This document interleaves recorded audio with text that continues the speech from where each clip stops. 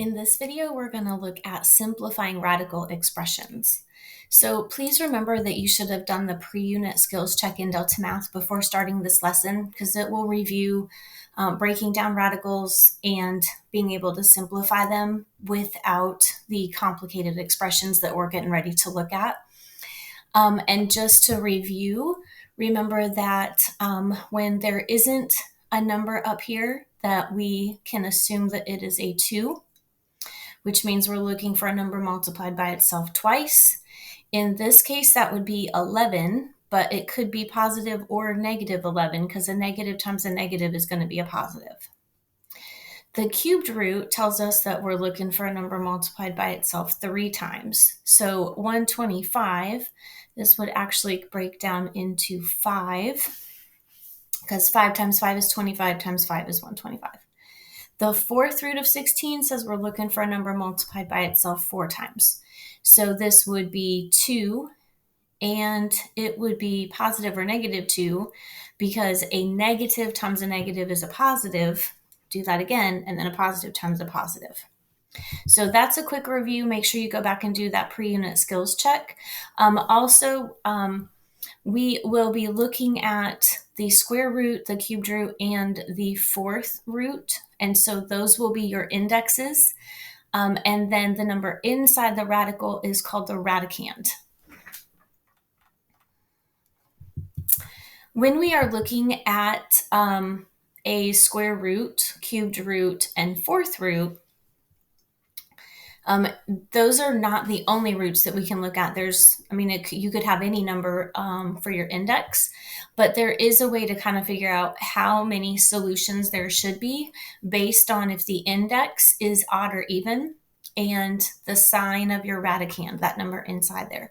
So if you have an even index, like a 2 or a 4, and it's positive, this is going to give you a real number for a root. Okay, there's going to be 2 of them, and it could be plus or minus. So you might get plus 11 and negative 11. If your index is odd, like 3, 5, 7, 9, and your radicand is positive, this is also going to be a real solution. You're only going to have one answer, and it's going to be positive.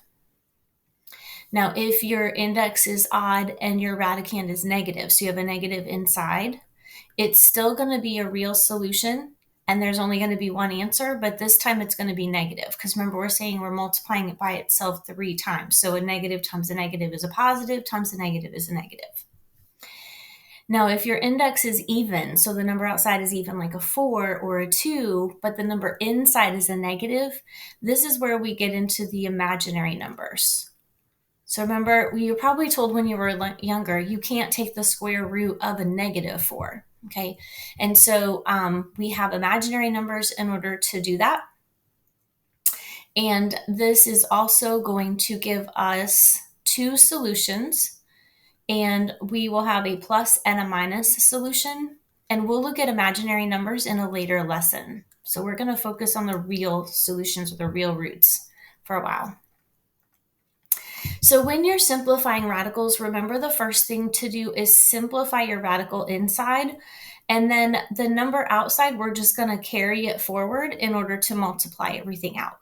So let's look at this 80, and I can very easily tell that I can break this down into 8 times 10.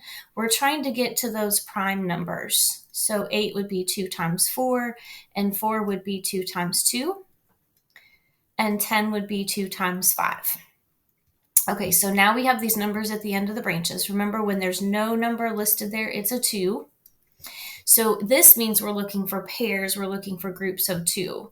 So I have a group of 2 right here, and I have a group of 2 right here. Okay, so this tells me that these 2's I can pull out of my square root, right? Because we're looking for 2 of them. So the square root of 2 times 2, or 4, would be 2. So for each pair, we're going to pull out 1. So this is going to be the equivalent of, so we're going to start with our 3. We don't want to forget that. But then we have a 2 and another 2. And 2 times 2 is 4. And then don't forget, you have this 5 left over here. So that is going to stay inside the radicand. and then you would just simplify and get 12 square root of 5. Okay. Next one, square root, or the cubed root, sorry, of 54. So here we're looking for a group of 3. So 54, I know, is 9 times 6. 9 is going to be 3 times 3. 6 is going to be 2, or sorry, let's make that 3 times 2. And then because we're dealing with the cubed root, now we're looking for a group of 3. And so I have 3 3s right here. And so I'm going to pull that 3 out, and then I'm going to keep my 2 inside.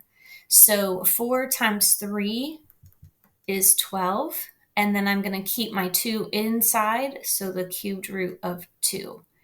This would be my final answer. That would be my simplified radical. Here we have another cubed root, but it's a negative. So we know that we're going to have to pull out, I'm going to write it down here. We're going to pull the negative out. So it would be a negative times 2. And then let's go ahead and factor this. 135 ends in 5, so I know I can divide by 5. 5 times 2 is 10, carry the 3. 5 times 7 is 35. 27 is going to be 3 times 9, and then 9 is 3 times 3. So it's a cubed root. So again, I'm looking for a group of 3. So here I have 2 times 3 is 6, and I'm going to pull that negative out because it's the cubed root. So 2 times 3, and then I have to keep my 5 inside because I didn't have enough factors of that one, so it cannot be simplified. Okay, here we have the 4th root. So just like before, we're looking for groups of 4. So let's go ahead and break down this 1296. I can see that 12 and 96 are both divisible by 4. And so I'm going to pull a 4 out, and that's going to leave me with 324. 324 is also divisible by 4. And so that's going to be 81. There we go. Now we've got 2 times 2 and 2 times 2. 81 is 9 times 9, which is going to be 3 and 3 and 3 and 3. Now we're looking for groups of 4. So here's 4 2s. So I know I can pull a 2 out, and here's 4 3s. So I know I can pull a 3 out. So 3 times 2 is 6. 6 times 3 is 18. And I do not have anything left over. All of the ends of my branches are included. So that would be my final answer. Now, when we get to problems like this where we have variables included, we're going to start the same way. So we're still going to try to do the factor tree for the coefficient in front of the variables. So 32 is 4 times 8. 4 is 2 times 2. 8 is 2 times 4. And then 4 again is 2 times 2. And remember, when there's no number, it's a 2, so we're looking for pairs or groups of 2.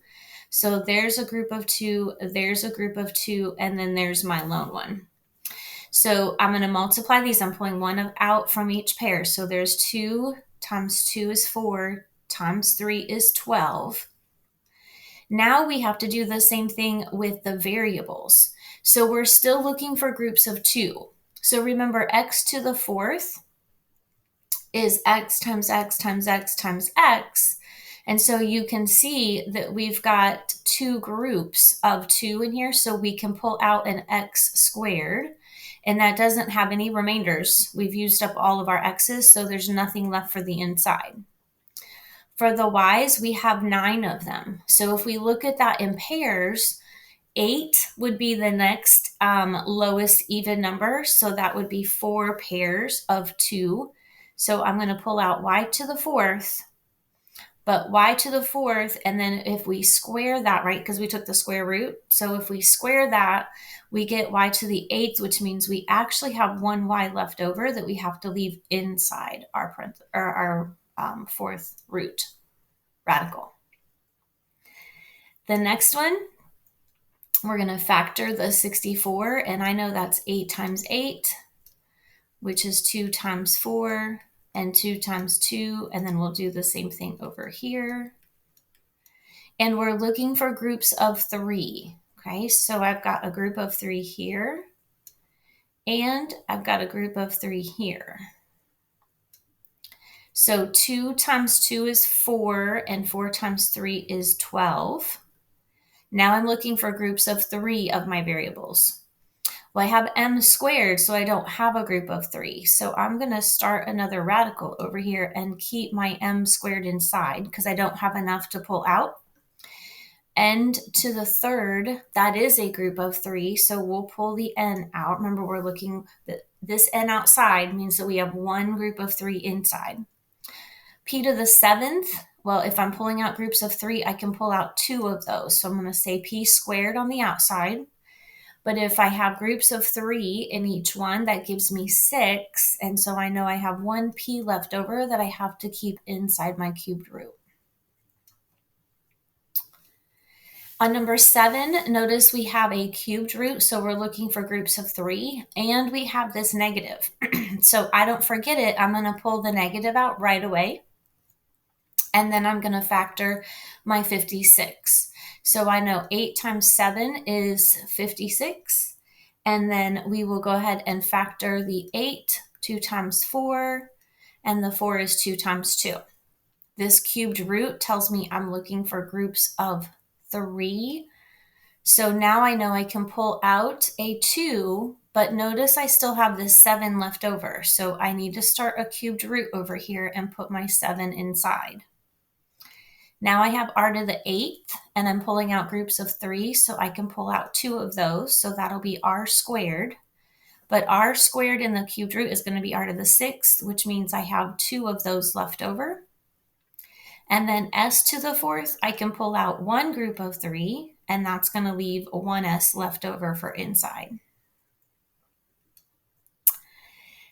This last one, we're looking for groups of 4. So we know 81 is 9 times 9, and 9 times 9 is 3 times 3. Here's my group of 4. So I can say this is 3. And then p to the 6th, I can pull out one group of 4. And I'm going to go ahead and start my 4th radical over here so that I can put my remainders inside. So that one group of 4 is going to leave 2 inside here. And I can pull out 3 groups of q to the 12th. I can pull out 3 groups of 4 with no remainder inside. So this would be my final answer.